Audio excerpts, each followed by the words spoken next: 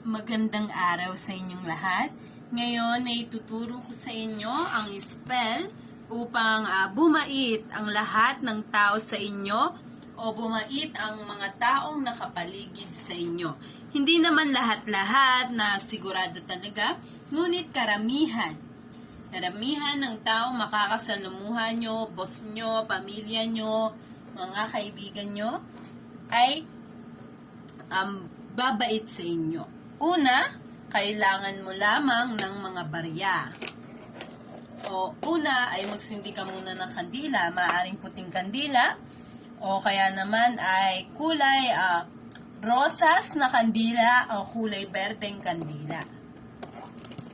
Sunod ay maglalagay lamang tayo ng kandila at sa harapan ng kandila doon tayo gagawa ng ating spell.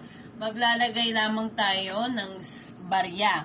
Mas maganda kung ang baryang gagamitin nyo ay mayroon ng 7 numero na nakaimprinta rito. Gaya na kung halimbawa ay dito sa Pilipinas, wala tayong ganoon. Kaya naman ang gagamitin natin, gagamit tayo ng 7 tagpipiso na barya. Ayun na lamang nito. Dahil ang 7 ay isang napakaswerteng numero. Ito ay magagamit natin para sa ating advantage. Sunod, ang gagawin naman natin ay habang nakasindi na nga ang ating kandila, ay tititig lamang tayo rito, pipikit natin ang ating mga mata at raramdamin natin, kukuhanin natin ang lahat ng enerhiya sa ating paligid. Pagkatapos, habang ginagawa natin ito, dapat ay niraramdam natin ito at sasabihin lamang natin ang mga salitang ito na i-comment ko na lamang sa comment section. Ito ay ang mga salitang Zor, Lily, at Estos.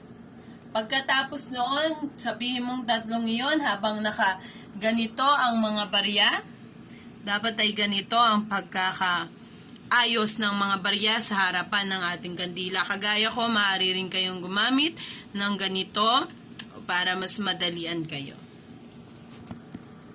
Pagkatapos noon, ang gagawin nyo lamang ay ilalagay nyo lamang ito sa inyong kamay.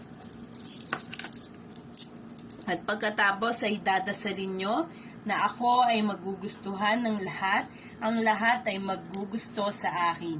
Sila ay babait sa akin at ituturing nila ako na mas maganda ang turing nila sa akin kaysa sa iba. Sunod, ang gagawin mo ay wag mo na itong aalisin sa iyong kamay at dapat ay nakaganito lamang ito hanggang sa paglabas mo ng bahay. Patayin mo muna ang kandila at lumabas ka ng inyong bahay. Maghanap ka ng isang lawa, ilog, o kaya naman ay wishing well. Mas maganda kung sa wishing well o kaya naman ay sa mga lawa. Ngunit kung walang lawa sa inyo, ilog, dagat, gawin nyo na lamang ito sa wishing well. Kung wala pa rin, malayo pa rin sa wishing well, ay kumuha kayo ng tubig ulan, mag-ipon kayo ng tubig ulan, at doon nyo gawin ang spell na ito. Kung sa wishing well ay ihulog nyo lamang lahat sabay-sabay ang barya.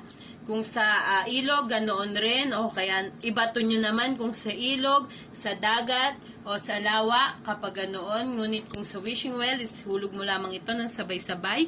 At o kaya naman ay kung sa tubig ulan, ihulog mo rin ito ng sabay-sabay. Pagkatapos mong gawin niyon, ay pumalakpak ka ng 3 beses.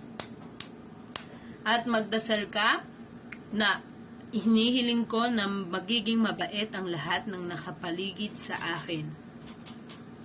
Dahil sila ay magagalak sa akin at itatrato nila ako ng mas maganda kumpara sa pagtrato nila sa iba. Dahil gagawin mo ito dahil ang mga baryang ibinigay ko sa iyo ay hindi simpleng barya lamang. Ngunit ito ay espesyal na barya at binigyan ko ito ng spell o ritual. Pagkatapos noon ay maaari mo nang gawin ang mga nais mong mga dati mong ginagawa. Kung ang ginawa mo naman ito ay sa isang o gumamit ka naman ng tubig ulan, ay takpan mo lamang ito. Kukuha ka lamang upang takpan ito at ang gagawin mo ay lulubog mo ito sa lupa at hindi mo na itong gagalawin pang muli. At pagkatapos noon ay huwag mong pagkaisipin na nangyari ang spell na ito. Tungkol naman sa kandila ay maaaring ilagay mo rin ito kasama ng pagkakalagay mo o pagkakabaon mo. Ngunit kung hindi mo naman ito ginamitan ng tubig galan, maaari mo itong sindihan at hayaan mo itong maubos. Dapat ay huwag mo masyadong isipin na ginawa mo ang spell na ito dahil baka sa kakaisip mo ay imbis na sa spell mapunta ang mga enerhiya mo ay sa iyong pakakaisip na lamang at baka makaapekto pa ito sa ating spell. Kaya naman dapat ay huwag mo itong pagkaisipin masyado at hayaan mo lamang ito na ginawa mo ito at hayaan mo lamang itong magkaroon ng epekto ng kanyang sarili. Maraming salamat sa inyong panonood at sana'y makatulong sa inyo ang video na ito. Kami nga pala ay gumawa ng isang forum kung saan maaari kayo ritong magpahula, magbasa ng inyong zodiac sign, magbasa ng mga artikulo na makakatulong sa inyo.